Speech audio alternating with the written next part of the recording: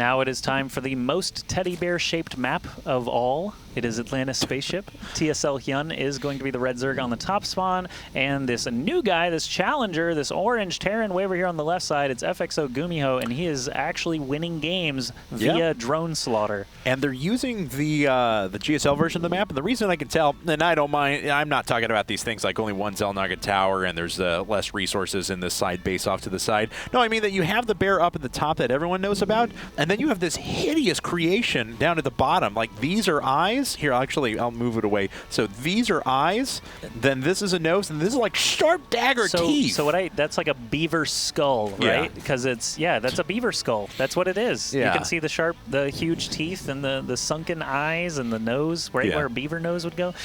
Yeah, Oregon State beavers having some influence here on this map, and the golden cow teddy bears. That's right. So obviously whoever made this map is a Pac-12 fan. That's right. Yeah. And I believe it was actually Jackie Prime, so apparently he is. Yeah. So all right. there you go.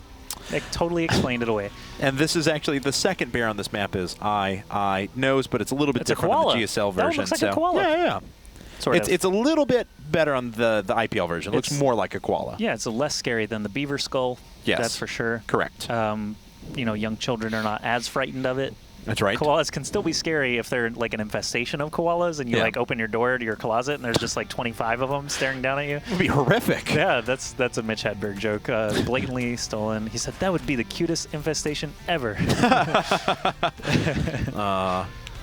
Now you've got me thinking of Mitch Hedberg one-liners, and that's the worst part. So escalators temporarily stairs. That happened at PAX. Sorry for the convenience. There was a temporarily disabled escalator at PAX, and that joke was heard many times. Of course, but that's what it should be. As it should, yeah, exactly. Mitch Hedberg will live on through Smacky the Frog and broken escalators. That's how it'll happen. Well, HyuN has defied my expectations by doing nothing different. He has decided to go for a quick hatch, afterwards pool and gas. Now, of course, he has thrown a couple of different looks. Last time we saw a not successful attempt at roachling pressure at the beginning. It felt like he was waffling between bailing pressure or not. Maybe he's keeping up for defensive purposes. I honestly am not sure. But it looked like he was deciding whether or not to be aggressive. Didn't commit 100% and was eventually wrecked by dual port Banshees. Yeah, and I don't know why, but I just started thinking of when I thought about HyuN destroying parts of the universe. Yeah. I was thinking of like TV series where stuff like that happens, and then Doctor Who popped into my head. Of course, naturally. And then I was trying to form a joke like HyuN is the one who killed all the time traveler guys, and that's who Doctor Who's running from. Is HyuN. HyuN just shows up in like the series finale. Yeah, it was HyuN. He can change the alphabet, yeah. And he's hunting Doctor Who. Now you know. There you go. Yeah, Atlantis Spaceship is one of his base of operations. And really? GuMiho has stumbled onto this evil. Not seen a TARDIS yet, but I'll keep an eye out just in case Doctor Who decides to make an appearance. There is a TARDIS in the StarCraft 2 campaign.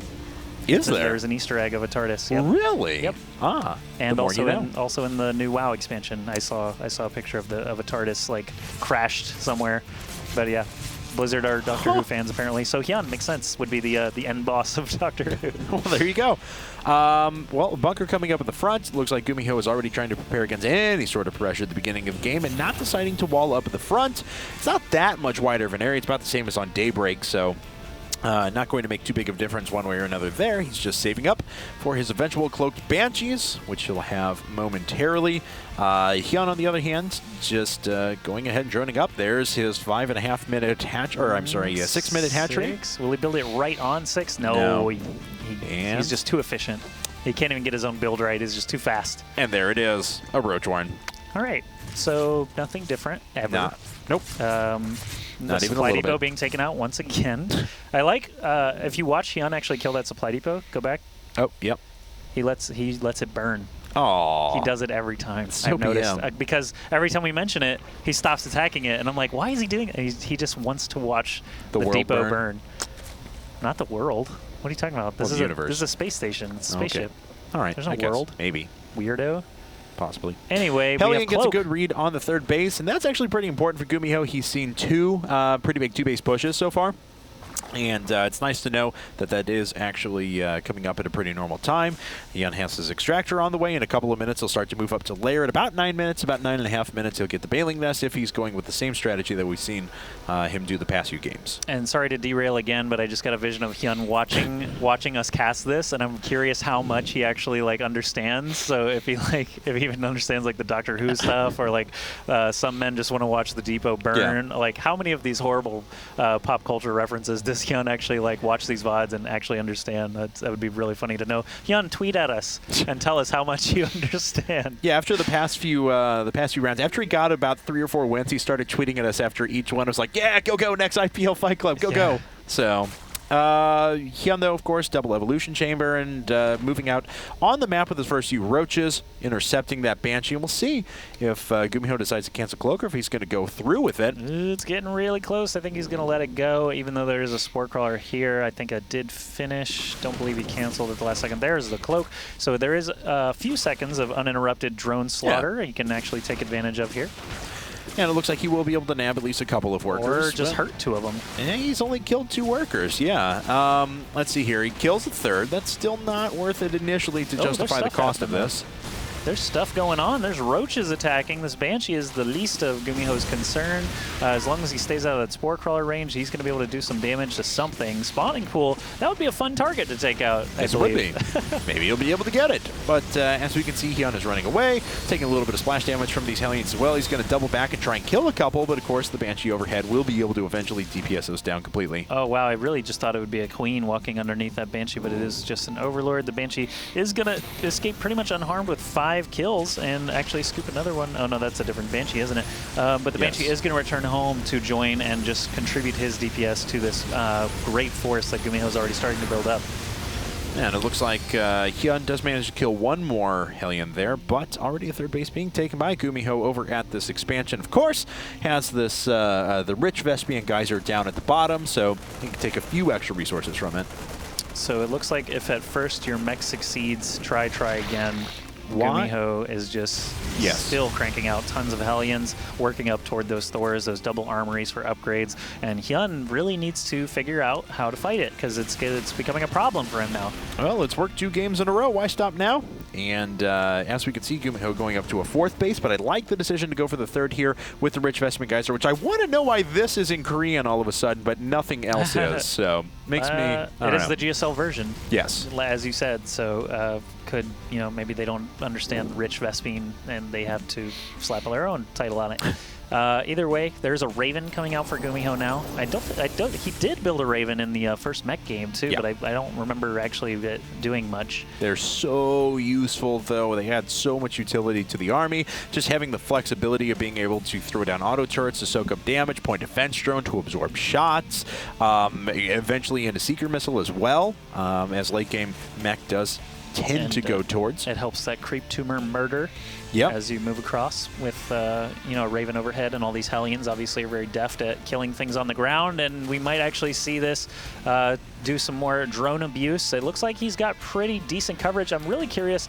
He doesn't have that many spine crawlers. Someone in the live report thread did point out that he possibly could have held that first push in the first mech game with just a handful of spine crawlers, but this time there's a ton of Hellions on the ground here. GuMiho again ahead in supplies. So weird to see at 12 minutes Terran player being ahead of the Zerg player like this, and GuMiho hasn't even really killed that many workers this time around. No, he hasn't. He is back by 11 workers in total. Does not have Blue Flame Hellion researching yet. I would expect that to happen momentarily. HyuN, on the other hand, he does have Pathogen Glands done, 6 Infestors on the way, and now is about the time when he goes up to lair, at least most of the time, whenever he builds his first set of Infestors, but maybe he is going to set a little bit more truly on that Tier 2 tech that he's so well known for. All right, 12 drones coming along for HyuN is going to put him near 90. Not that many fighting units on the ground, still only 11 roaches. The first wave of Infestors really starting to come out now. This is a great time, actually, for GuMiho to try to attack in before those Infestors pop. He's going to nab a Queen kill. Not too many workers. And the roaches are very quick on the creep, as you can see, taking out a lot of these Hellions as they try to escape. Yeah, I actually don't know if that was worth it. He killed a few workers, and I do just mean a few. I think he killed 1 at the very beginning, so just 4 more workers killed in addition. Yeah, and he lost a lot of Hellions in return. And unless you're going to kill, I mean, you want to kill at least as many drones as you lost Hellions. And now with these Infestors up at the front, he's definitely not going to be able to get any sort of equity for his trade. There was a tasty column of drones right there that GuMiho just unfortunately could not quite catch up to before the fungal hit. And looks like GuMiho is probably going to lose all these Hellions as well and only score a couple of Ling kills for his trouble. We've got some units moving around from GuMiho now. Just more Hellions looking around for targets. Spire is coming up for HyuN. Hive is nearly done, so that Broodlord transition will be coming pretty soon here. Yeah, a little bit later than he has in the past couple of games. Just a little bit, though, so it looks like he's going to concentrate more on this army right now than anything else. And has he seen... No, okay, he was starting to send his Lings and Roaches up there. I was about to say, yeah, that would have been a ridiculous, ridiculous scout. A couple of crazy things. GuMiho actually has 6 Thors on the field right now, 0 tanks. He is starting to move into tank production with Siege Tech. 7 Thors before any tanks hit the field. And the other weird thing that's going on, HyuN is taking a base at the very bottom right of the map, right at the Beaver Skull. So, so he is actually, this is a base that obviously doesn't get discovered that often. So if he can hold on to that for a while, that could be very nice for him.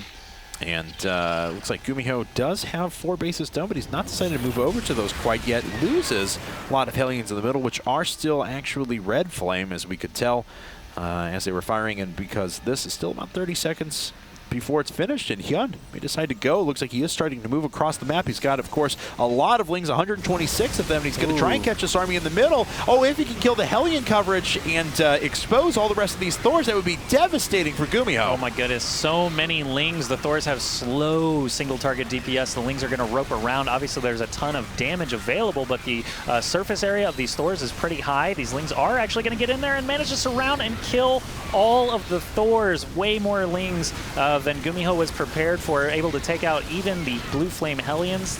Blue Flame did just finish, but these tanks are going to be forfeit as well. SCV's rushing around trying to do what they can, but HyuN just smashed that huge mech force with basically just Lings and Infestors. Yes, he did, and GuMiho's trying to reproduce whatever he can, but now, if he has to fight this a second time, HyuN is going to be on really, really high tech. He's got Greater Spire just finishing up. He's got Adrenal Glands on the way. He's got 3-3 upgrades. The Braveling tackling the 3-bunker, 3-unit bunker there. Roaches actually snuck their way into the triple Vespine base as well. Now you can see the workers killed, much more equitable. Let's look at, can we look at resources lost? Because that was just so many tech units. Yeah, 11K minerals compared to only 8K lost by HyuN. Crazy. Okay, well, now that HyuN's on 5 bases as well, and he's got this one working down in the bottom right-hand corner, being used mostly for production, hasn't really shifted that many workers over there quite yet, and unfortunately for him, looks like it's going to get found out by GuMiho, but GuMiho really can't do anything about it if he decides to move units over there. I mean, maybe a couple of Hellions to clean things up, but it's not going to be able to DPS down the actual hatchery itself quick enough.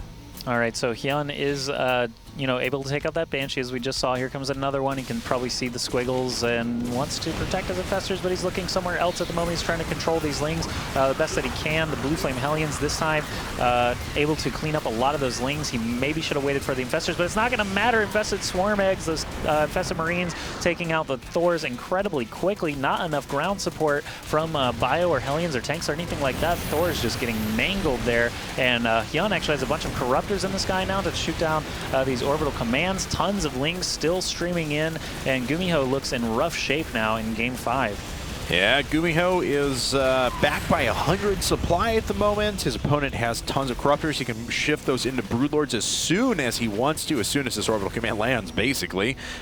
He does have not enough minerals at the moment, but he's slowly building those up. Looks like a big attempt at a Hellion run by here. He should be able to stop the construction of this hatchery, and will, but that's really the only benefit he's going to get from this. Yep, and all these Hellions are going to go down to the massive Lings. Look at that, it's like a wave crashing on these Blue Flame Hellions. A couple of Lings do go down, obviously, to the Blue Flames, but this is a little bit of a problem for HyuN. I don't think the Hellions are going to be able to DPS down the hatch like we talked about earlier, but they are going to score some nice drone kills and scoot out of there. He is going to need some small victories like that, but HyuN is not going to stop the assault. Now morphing a ton of Broodlords, and this orbital command is going to be forfeit soon. Still so many Lings standing, but look at that huge amount of fire burning down all the Lings. All these infested Swarm Eggs have a little bit of armor to them, though, so they are going to pop out and still DPS down these Thors very quickly. They are, but Maybe. actually, yeah, this is enough here for GuMiho to be able to turn that back. But the problem is, How do you fight this? Yeah. That's 11 Broodlords up now. He's not got that many Air Forces out. In fact, it's just one Viking and a few Thors. Yep. And that was actually kind of weird. There were 0 Lings there for a moment, but now up to a few more. He's adding on 34 more Lings, 8 Infestors to join these Broodlords, and then he will be able to do that fungal and basically fungal move the Broodlords forward and repeat sort of offense there, the Zerg siege push, and lots and lots of Lings as fodder to try and soak a lot of damage from the Blue Flame Hellions, try and keep the Infestors alive, and get those Broodlings to do as much damage as possible. Little shocked we still haven't seen any more Vikings whatsoever. He's not going to have the DPS with the Thors there. They have very good range. They're good at warding away, say, Mutalisks away from siege tanks as far as their anti-air capabilities. But as you can see, a ton of damage is going to take a long time for them to move through a bunch of Broodlords, unless they just decide to clump themselves up and not attack. And if they do clump themselves up, then you know, fungal growth. If the Thors clump up, the fungal growth would definitely be great there. The Broodlords are in a safe position up here on the top side as the Lings rope in around these all fungal Thors. Blue Flame Hellions are on the back side, though, so any Lings that come in will be taken care of. These infested Swarmings, once again, doing a lot of damage. Broodlings, obviously, are a lot of targets to be able to try and shoot down with those Thors. And the splash that GuMiho is showing us is not enough. He just doesn't have really any tanks anywhere. There's the GG from GuMiho, and HyuN is back on a nice little winning kick. Yes, he is, and HyuN is winning the series. We've said that a lot recently, but we'll see if he can keep it going, though. Pretty good game from HyuN there, I have to say. GuMiho had a strong army, but kind of caught out of position quite a bit before he was really prepared to move out. He didn't have the Hellion coverage he needed against the big swarm of Lings. Had he been able to dispatch that as efficiently as he did the force that was down at the bottom right-hand corner, he was way behind at that point. There was no coming back, but had he been able to dispatch the initial force that efficiently, maybe he would have had a chance. And it does kind of come back to the early game as well. The Banshees didn't get too much use out of them, and the Hellions didn't really catch that jackpot of drone kills like they did in the previous 2 games. So I am kind of curious now if GuMiho is going to continue meching in that same fashion now that it has been overcome by HyuN, or if he's going to try something different. All right, well, we're going to move to Cloud Kingdom, it appears. So we're going to take a commercial break. While you're away, don't forget to check out all of the tickets and available information on IPL 5 at IGN.com/IPL 5. That is the number 5. We've got a lot of cool information up there. It'll let you know who's already qualified for our tournaments, what the schedule of events is. We already have the schedule down to the match that's going to be played at any given point in time, along with what GSL events are going on each night. So please do check that out. Again, that's IGN.com/IPL 5. For now, we're going to run to a commercial break, but when we come back, we're going to see if GuMiho can tie things up in game number 6.